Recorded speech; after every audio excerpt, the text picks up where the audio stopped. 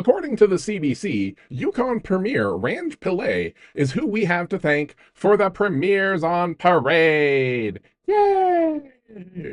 The story goes that back in 2024, all the premiers got together for a meeting at the Mississauga airport. You know, as you do with your coworkers. God forbid they save the taxpayers some cash and just have a group text. I suppose they can't, since last time Scott Moe insisted on filling the group chat with memes about how X-Men 97 was too woke. Apparently, Ranj reached out to Don Jr., you know, the creepy degenerate spawn of the American press secretary. So Ranj was like, hey, how can I spend a bunch of money sucking up to your dad to try and get him to turn his madness on somebody else? Jr. apparently told him that he couldn't speak for the administration, but he was happy to put him in touch with a buddy of his who was a lobbyist. The Canadian premiers could pay $86,000 a month to Don Jr.'s buddy, and Jr.'s buddy would get the premier some meetings. What is the point of having ambassadors and all the associated expenses if we're just going to go around all of that and just bribe the president's most meth-addicted child by proxy? If the Canadian government is going to be wasting 86 grand a month on Don Jr.,